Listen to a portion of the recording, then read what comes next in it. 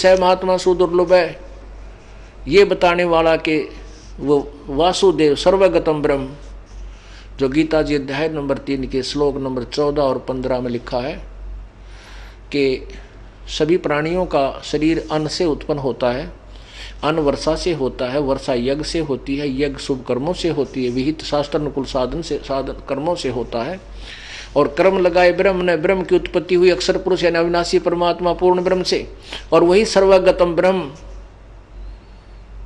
वो वासुदेव सर्वगतम ब्रह्म की जिसकी सर्व सब के ऊपर सत्ता है, वो वासुदेव कहलाता है।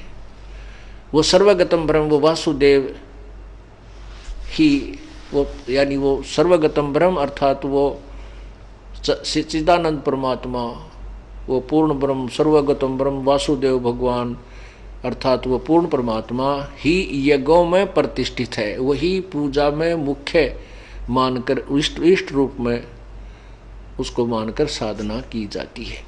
तो इसी प्रकार गीता जी अध्याय नंबर 7 के श्लोक 19 में कहा है कि वासुदेव सर्वमिति, यानी वो पूर्ण परमात्मा सर्वगतम ब्रह्म ही, परम अक्षर ब्रह्म ही सब कुछ है, वही पूजा के योग्य है, वही मोक्षदायक है, वही पाप विनाशक है, वही काल के जाल से छुड़वाने वाला बंदी छोड़ है, वही पूजा के योग्य है और नहीं। ये बताने वाला संत तो बड़ी मुश्किल से मिलेगा, सुदुर्लभ है, बहुत ही मुश्किल से उपलब्ध होगा।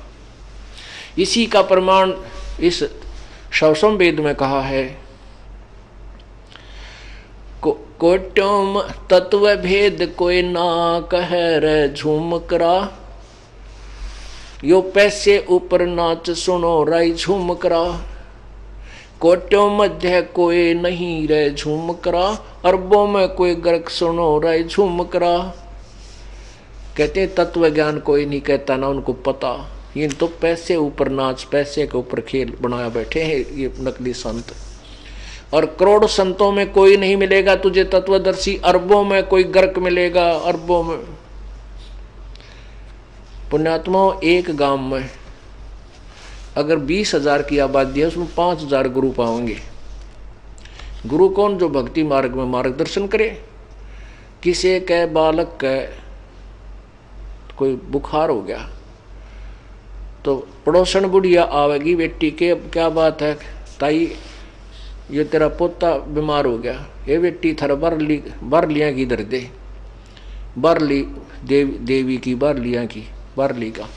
दूसरी आओगी, बेटी क्या हो गया, वो बताओगी पोता तेरा बीमार हो गया, भीतरली का दर दे। कोई कहेगी थर बाबा हरिदास की पूजा है, उसका बाबा जी का दर दे। कोई कहे थर श्याम जी की पूजा है, उसके 5 रुपये रख दे।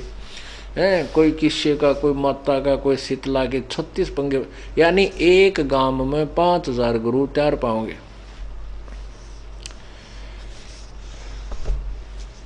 और पूरे विश्व में देख ले कितने गुरु हो गए। तो परमात्मा कहते हैं करोड़ संतों में तो कोई पावे को नहीं, अरबों अरब इन गुरुओं में अरब में एक संत मिलेगा, अरबों में कोई गर्क। जैसे इस दास के इस ज्ञान को सुन करके नकली गुरु भी पनप सकते हैं, लेकिन उनके पास ना भक्ति है, ना यथार्थ भक्ति मार्ग है, उनको आदेश नहीं है, इसलिए वो आप भी नरक में जाएंगे और उनको शिष्यों को भी नरक ले जाएंगे। क्योंकि एक समय में एक ही संत होता है, दूसरा नहीं होता। ये शुरू से ऐसा नियम प्रभु का बनाया हुआ, क्योंकि कबीर परमेश्वर स्वयं जब आए थे अकेले ही तत्वदर्शी संत और गुरु थे। 64 लाख शिष्य उनके हुए थे। उन्होंने किसी भी अन्य संत को अपना उत्तराधिकारी नहीं बनाया कि तू नाम दे दिए, मेरे रहते तू भी नाम दिया कर। नहीं तो 64 लाख तो बहुत हो जाते। उस समय तो कोई ऐसा कन्वेंस भी नहीं था, ना कोई ऐसा ब्रॉडकास्ट का साधन था, लेकिन वो समर्थ थे। एक एक दिन में हजारों स्थानों पर स्वयं प्रकट होकर के जनता को लाभ दिया करते थे। तो कोई गुरु और नहीं, दूसरे को नाम देने का आदेश अपने समय में नहीं दिया। तो ये नकली संत भी मान लीजिए कोई पनप जाएगा, लेकिन वो गर्क नहीं होंगे। गर्क माने जिसको आदेश भी नाम देने का, उसके पास नाम भी पूरे हों और तत्व ज्ञान से परिपूर्ण हो। ऐसा तो कहते अरबों में तुझे संत मिलेगा, अरबों में।